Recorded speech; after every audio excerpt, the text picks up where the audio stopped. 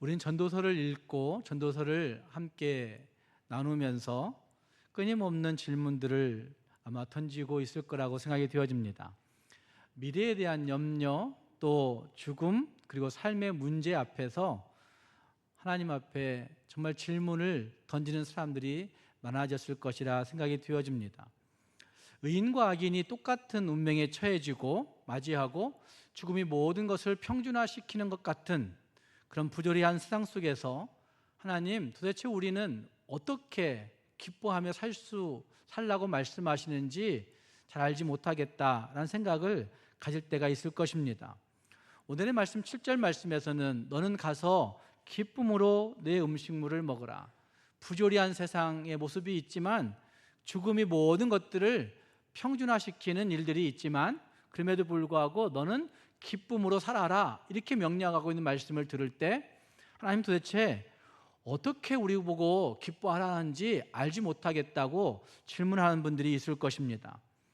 하나님, 정말 혹독한 농담을 하시는 거예요? 아니면 하나님, 현실을 잊으라는 쾌락주의를 따르라는 거예요? 쾌락주의적으로 도피하라는 거예요? 이렇게 생각하는 분들도 있을 것입니다.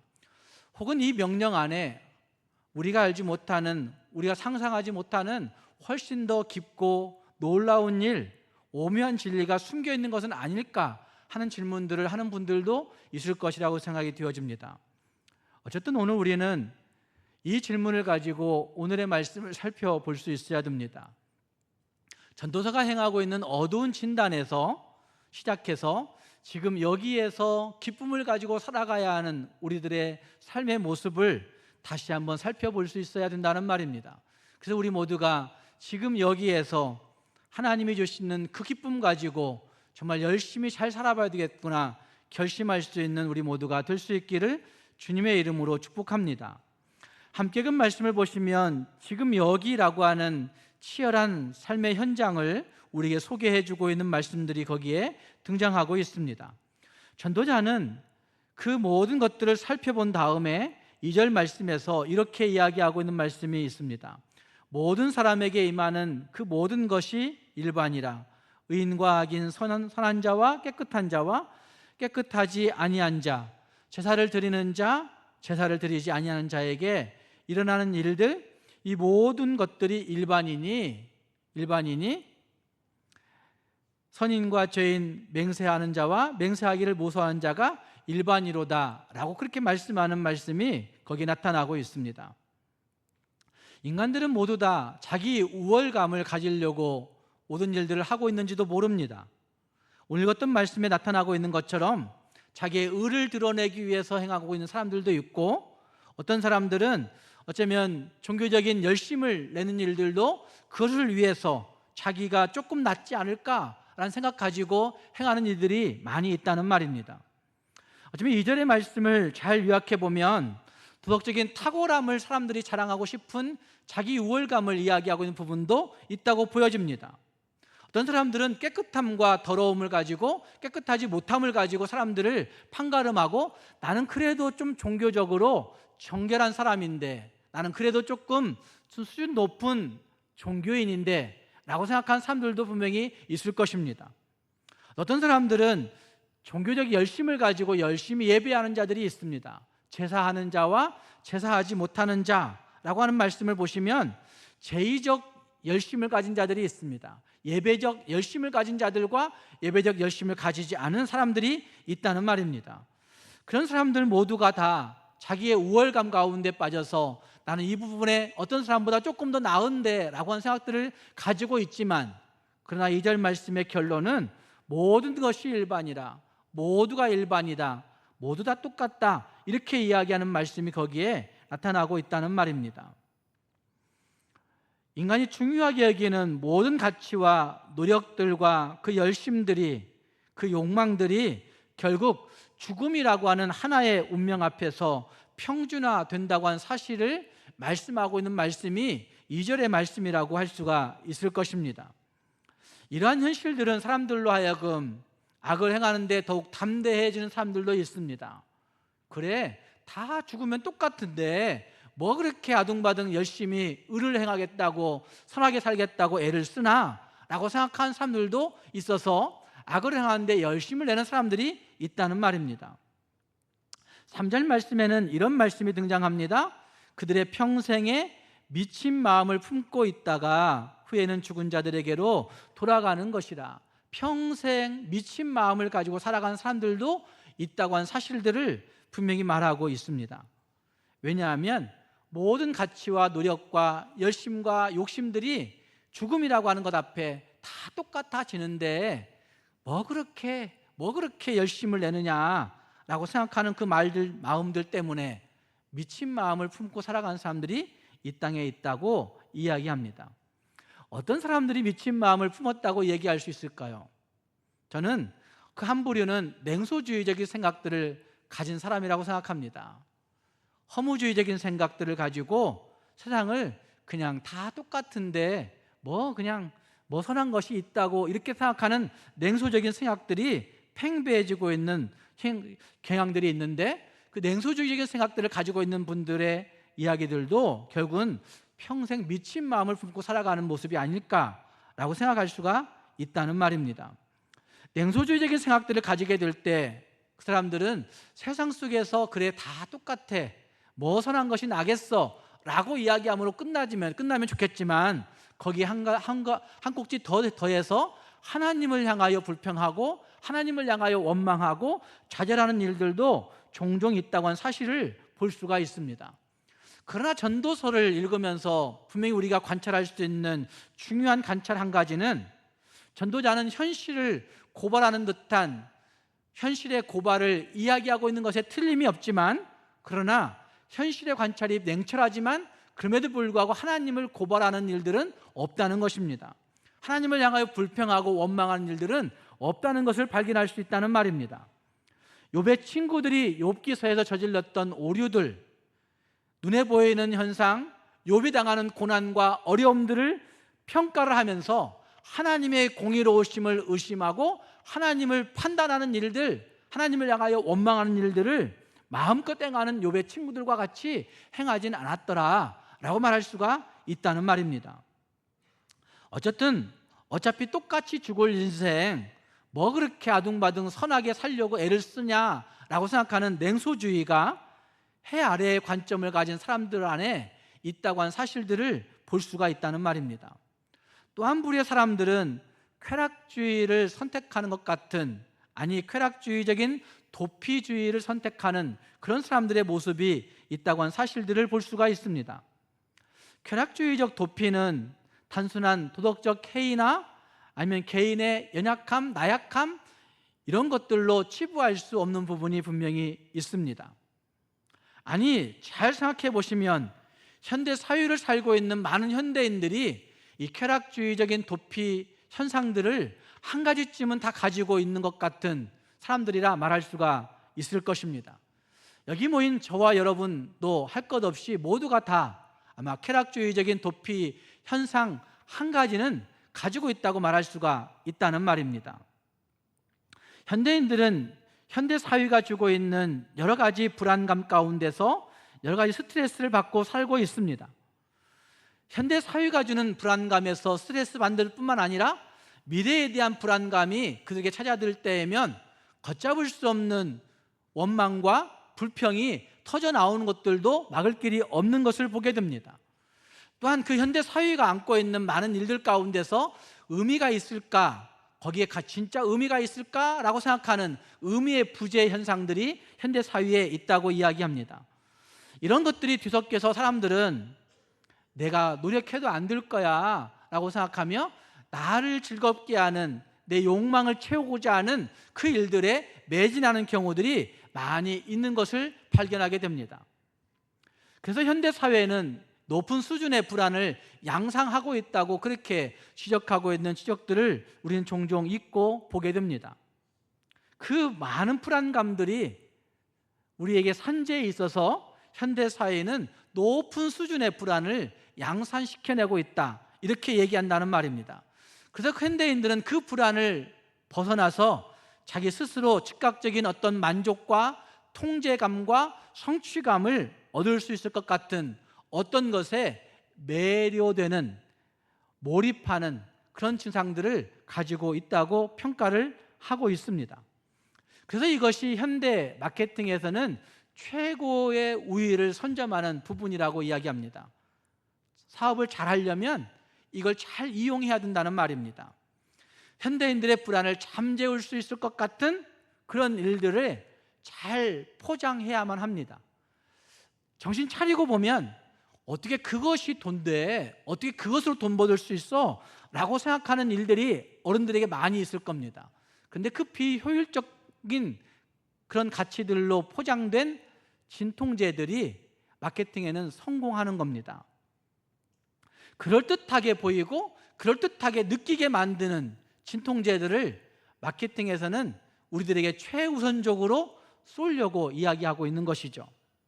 그래서 많은 사람들이 그 진통제를 보고 느끼면서 그래 나도 저렇게 해야만 살 것 같은 그런 의미를 거기에 부여하고 있다는 말입니다.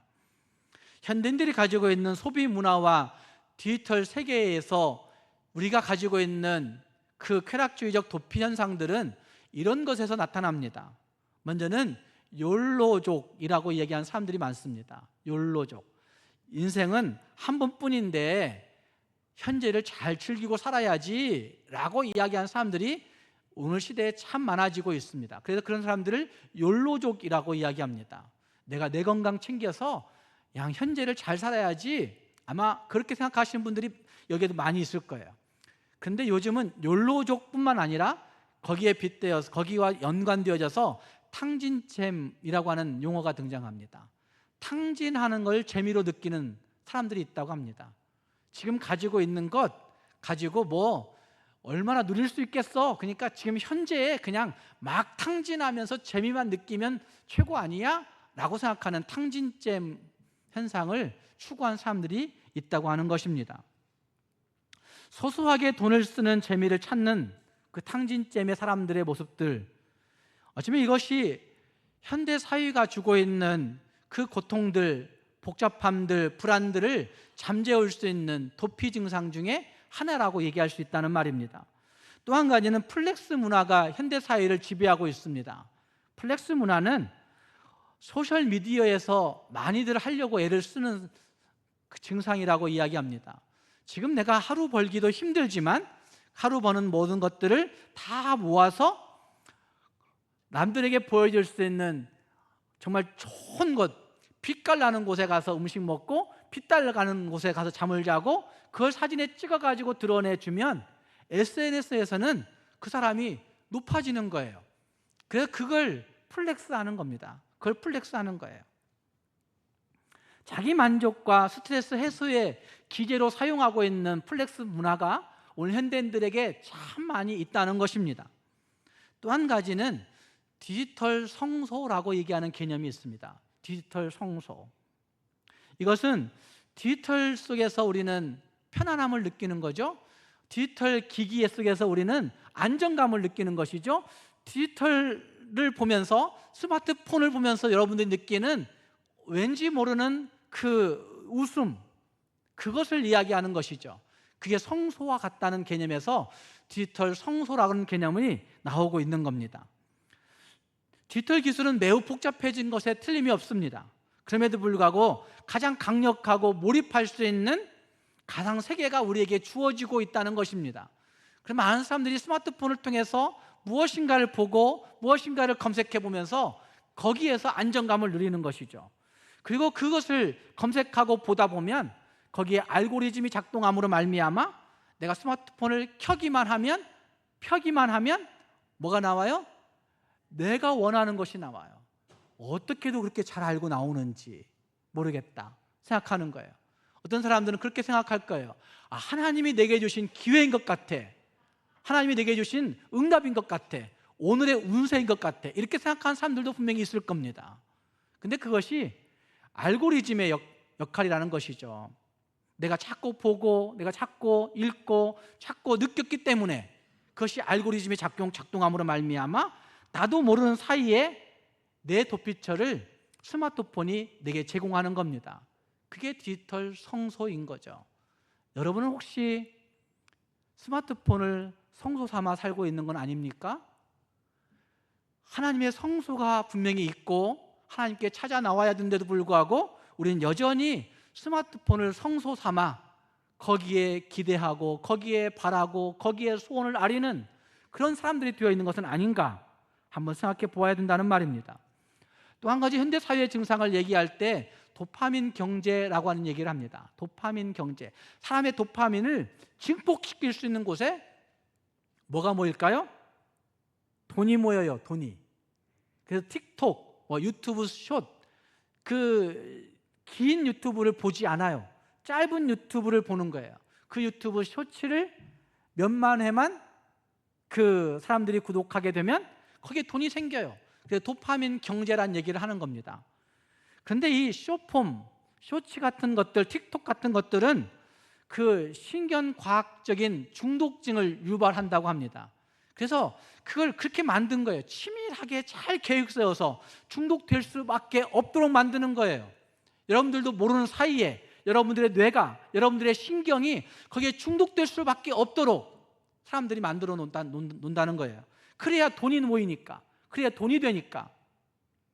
그래서 그런 얘기를 합니다. 신경과학적 중독을 유발함과 동시에 끊임없이 강렬한 자극을 제공함으로 말미암아 뇌 보상 회로를 자극하여 강력한 도파민 루프가 거기에 생긴다, 이렇게 얘기를 해요. 강력한 도파민 루프가 그 쇼폼과 틱톡과 쇼츠와 여러분들이 좋아하는 SNS에 생긴다고 얘기하는 거예요. 사랑하는 여러분, 여러분은 혹시 현대 사회를, 현실 세계를 보면서 쾌락주의적 도피 현상 중 한 가지를 선택하고 있는 건 아닙니까? 그래서 현실로부터의 도피를 계속 추구하고 이 땅을 살고 있는 것은 아닌지 우리 자신들을 돌아보아야 된다는 말입니다. 그렇게 살아간다 할지라도 그럼에도 불구하고 분명한 것 한 가지는 우리가 동일한 운명을 향하여 가고 있다는 것입니다. 죽음이라고 하는 운명 가운데 거스릴 수가 없고 모두가 죽음 앞에 함께 하나님 앞에 설 수밖에 없다는 사실들을 이 전도자는 우리에게 부각시켜서 이야기하고 있는 것입니다. 전도자는 죽음을 부각시킬 뿐만 아니라 그 죽음을 통하여서 우리의 살아있음을 더 강조하고 있는 모습이 거기에 나타나고 있습니다. 5절 말씀과 6절 말씀을 읽다 보면 우리의 죽음의 문제가 모든 것들을 다 앗아가 버리는 것이구나, 완전한 종결이구나 라는 생각이 들게 됩니다. 죽음은 모든 기회의 종결입니다. 죽음은 모든 관계의 종결입니다. 죽음은 모든 감정의 종결을 고하는 것입니다. 죽음은 모든 참여의 완전한 종결을 말하는 것이 죽음이라고 말할 수가 있습니다. 그래서 죽음은 아무것도 우리에게 관계 맺지 못하고 참여하지 못하게 막아버린다는 말입니다. 이 절대적인 단절과 대조에서 전도자는 4절 말씀에 이런 충격적인 속담을 우리에게 소개해주고 있습니다. 4절 말씀을 보시면 거기에 이런 말씀이 있습니다. 모든 산자들 중에 들어있는 자에게는 누구나 소망이 있는 이유는, 그 다음 말씀이 속담이에요. 같이 읽어보겠습니다. 산 개가 죽은 사자보다 낫기 때문이라 라고 그렇게 말하고 있습니다. 살아있음 그 자체가 무한한 가치를 가진다는 선언을 하고 있는 것입니다. 살아있는 동안에만 기회가 주어지기 때문에, 살아있는 동안에만 회개할 기회가 주어지고, 살아있을 동안에만 사랑할 기회가 주어지고, 살아있을 동안에만 기뻐할 수 있는 기회가 주어지고, 살아있는 동안에만 하나님을 섬길 수 있는 기회가 주어지고, 살아있는 동안에만 하나님 앞에 헌신할 수 있는 기회가 주어지고, 살아있는 동안에만 하나님 앞에 아뢰고 정말 구하고 엎드릴 수 있는 기회가 주어진다는 말입니다. 세속적인 세계관은 종종 죽음의 필연성을 우리의 허무주의와 연관지어서 이야기를 합니다. 세속적인 세계관은 죽음을 허무주의나 쾌락주의나 도피주의나 냉소주의와 연관해서 이야기한다는 말입니다. 어차피 죽으면 끝인데 지금의 노력이 무슨 소용인가, 이렇게 이야기한다는 말입니다. 그럼에도 불구하고 성경은 산자가 죽은 자보다 훨씬 낫다고 말하면서 오늘의 시간을 소중히 여기고 살아가라고 말하고 있습니다. 사랑하는 여러분, 현실이 우리에게 굉장히 큰 불안감과 염려를 가져다 주어서 현실 세계에서 겪는 많은 일들을 허무적으로, 냉소적으로, 도피주의적으로 생각하고 있다고 한다면 우리의 삶을 다시 한번 두드려 볼 수 있기를 바랍니다. 그리고 하나님께서 우리의 현재 이 시간을 가장 소중히 여기라고 말씀하는 말씀을 기억하면서 살아있는 동안 회개할 기회, 살아있는 동안 사랑할 수 있는 기회, 살아있는 동안 기뻐할 수 있는 기회, 찬송할 수 있는 기회, 헌신할 수 있는 기회, 섬길 수 있는 기회 붙잡고 현재라는 시간에 대한 청지기직을 잘 수행해 갈 수 있는 우리 모두가 될 수 있기를 주님의 이름으로 축복합니다. 그리고 하나님께서 오늘 말씀에서 또 한 가지 우리에게 주시는 명령이 있습니다. 지금까지의 어둡고 냉철한 진단 이후에 하나님은 우리에게 생생하고 즐거운 명령을 우리에게 주고 있습니다. 이것은 현실의 도피가 아니라 현실에 대해서 어떻게 살아가야 할지를 분명하게 말씀하고 있는 부분이라 할 수가 있습니다. 함께 읽은 말씀 7절 말씀을 다시 한번 읽기를 바랍니다. 7절 말씀을 다 함께 읽겠습니다. 너는 가서 기쁨으로 내 음식물을 먹고 즐거운 마음으로 내 포도주를 마실지어다. 내게 하는 일을 벌써 기쁘게 받으셨음이니라. 6절까지에서는 죽음의 이야기들을 쭉 하고 있으면서 7절에서는 너는 가서 기쁨으로 내 음식물을 먹고 즐거운 마음으로 내 포도주를 마시라 라고 그렇게 말씀하고 있습니다. 기쁨으로 살라라고 명령하고 있는 것이죠. 여러분, 이 명령은 이 두 구절, 이 한 개의 구절 안에 두 개의 명제가 분명하게 살아있는 것인데 저는 기쁨으로 살라라고 한 명제보다도 두 번째 그 명령의 근거에 집중하고 싶습니다. 여러분, 우리가 왜 기뻐할 수 있는 것입니까? 여러분, 이 땅을 왜 기뻐하며 살아야 되는 것입니까? 함께 읽은 말씀을 통해서 본다고 한다면 거기 7절 말씀 하반절에 이렇게 말씀하고 있는 거죠. 그 이유는 하나님이 네가 하는 일들을 어떻게 했어요? 벌써 기쁘게 받으셨음이니라. 벌써 기쁘게 받으셨다는 얘기는 우리 자신 자체를 받으셨다는 얘기예요.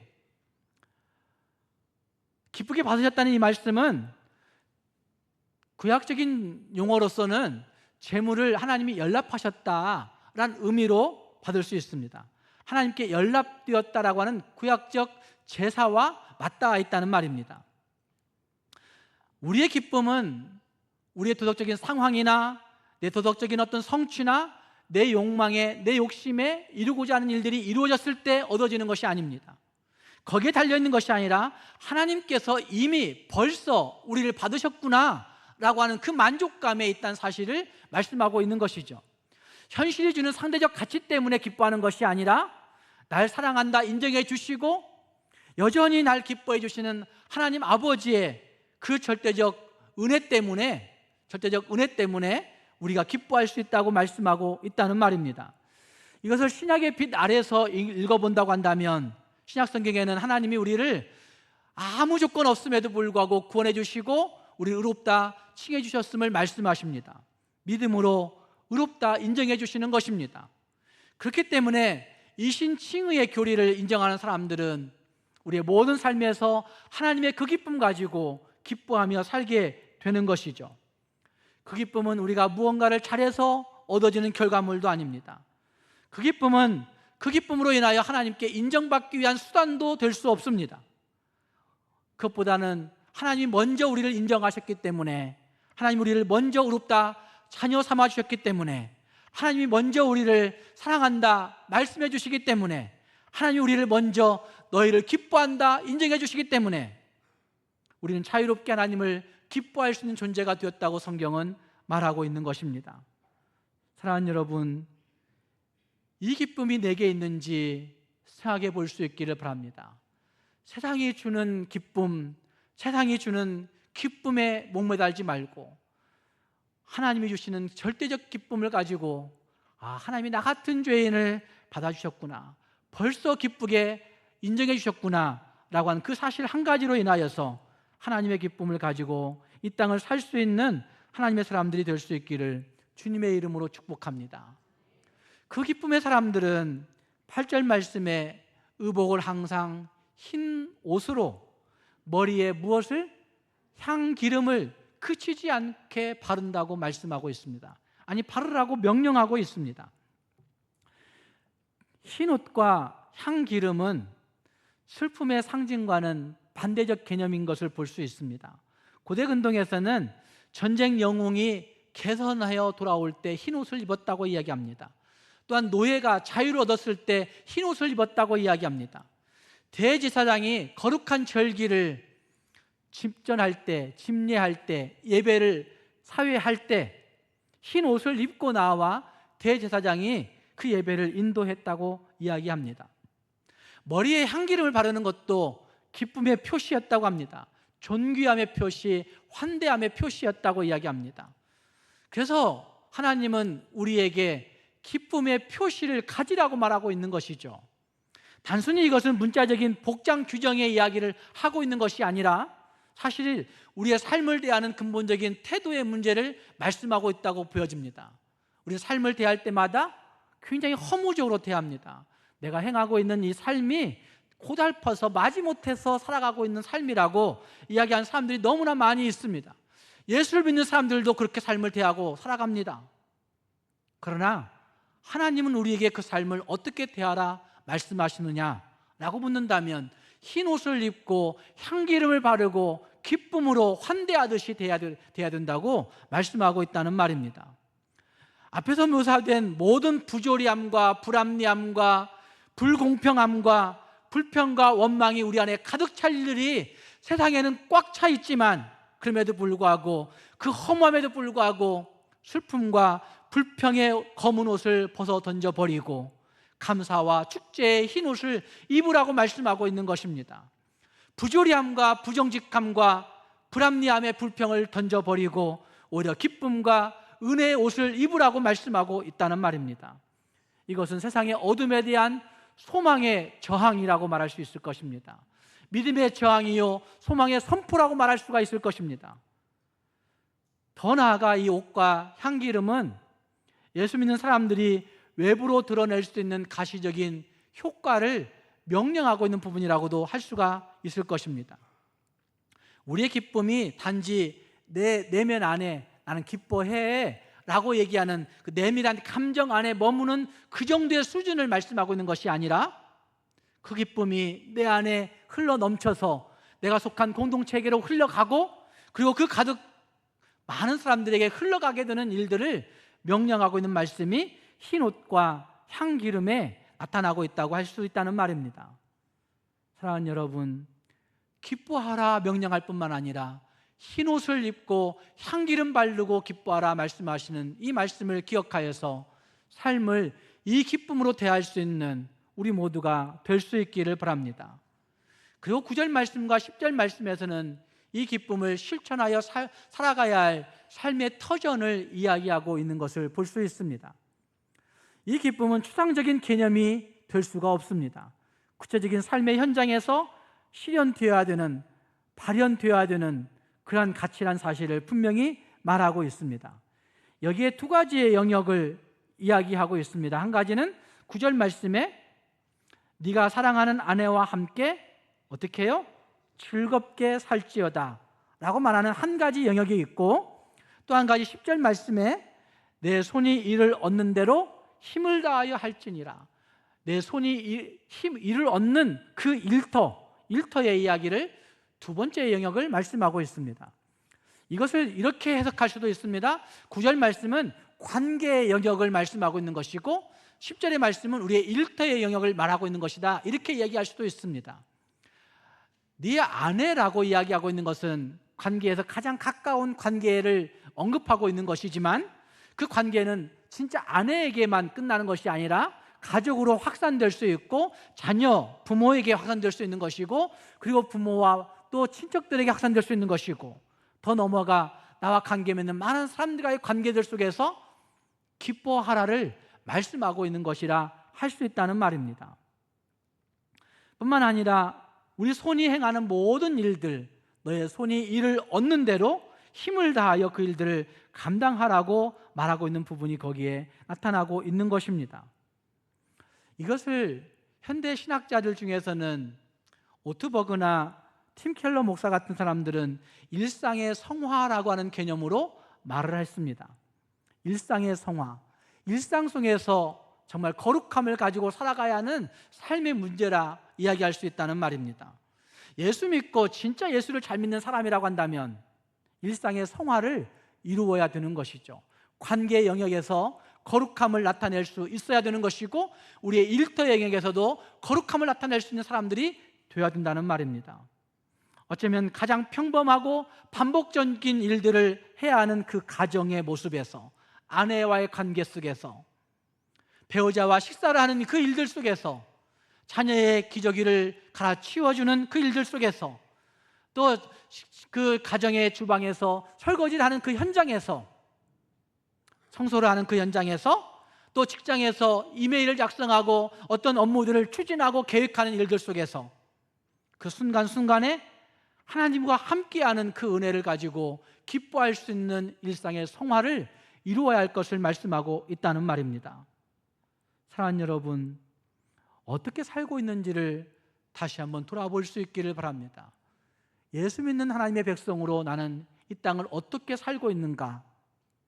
혹시 허무주의로, 냉소주의로, 내가 입을 열기만 하면 불평과 원망이 터져나오는 그런 모습으로, 쾌락주의적인 도피 현상을 나도 모르는 사이에 습득하여서 그것을 계속해서 습관적으로 반복하면서 이 땅을 살고 있는 것은 아닌지 우리 자신들을 돌아볼 수 있기를 바랍니다.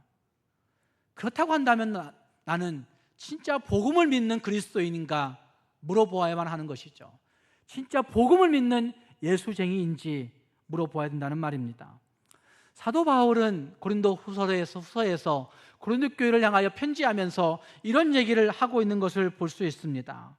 예수 믿는 사람들이 어떤 모습일까 하는 것들을 얘기하면서 그는 이런 얘기를 합니다. 고린도후서 6장 9절과 10절 말씀에서 무명한 자 같으나 유명한 자요, 아무나 사람들 취급하지 않는 일들이 있을 수 있지 않습니까? 그런데 그것이 무명한 자가 아니고 유명한 자라 말씀하고 있고, 우리가 살아있고 징계를 받은 자 같으나 죽임을 당하지 아니하다라고 말씀하고 있습니다. 그리고 10절 말씀은 이렇게 얘기합니다. 10절 말씀, 근심하는 자 같으나 어떻게 해요? 항상 못해요? 기뻐하는 것. 이것이 진짜 그리스도인이라고 말하고 있는 것이죠. 가난한 자 같으나 많은 사람을 부유하게 하는 사람, 이게 진짜 그리스도인이라고 말하고 있는 것이죠. 아무것도 없는 자 같으나 모든 것을 가진 사람, 이게 그리스도인이라고 사도 바울은 우리에게 소개해 주고 있는 것입니다. 사랑하는 성도 여러분, 이 기쁨 가지고 살 수 있기를 바랍니다. 근심하는 자 같으나, 어쩌면 세상에 많은 불합리한 일들을 직면하는 사람 같지만, 허무한 일들을 직면하고 살아갈 수밖에 없는 현실 속에 있지만, 그럼에도 불구하고 기뻐할 수 있는, 항상 기뻐할 수 있는 주의 백성들이 될 수 있어야 된다는 말입니다. 사랑하는 여러분, 우리의 삶은 여전히 헛되고 여전히 고통스러울 수 있습니다. 그러나 더 이상 해 아래의 관점에서 갇혀 허무하다, 덧없다, 공허하다, 의미 없다, 이런 말들을 우리 입에서 다 물어내 버리시기 바랍니다. 그리고 진짜 예수로 말미암아, 하나님으로 말미암아 나는 유명한 자가 되었다, 하나님으로 말미암아 나는 많은 사람을 부유하게 한 사람이 되었다, 하나님으로 말미암아 나는 모든 것을 가진 자가 되었다 라고 외치면서 기쁨 가지고 흰옷 입고 향기름 바르고 자신 있게 살아갈 수 있는 우리 모두가 될 수 있기를 주님의 이름으로 축복합니다. 기도하겠습니다. 말씀을 생각하시면서 같이 기도할 수 있기를 바랍니다.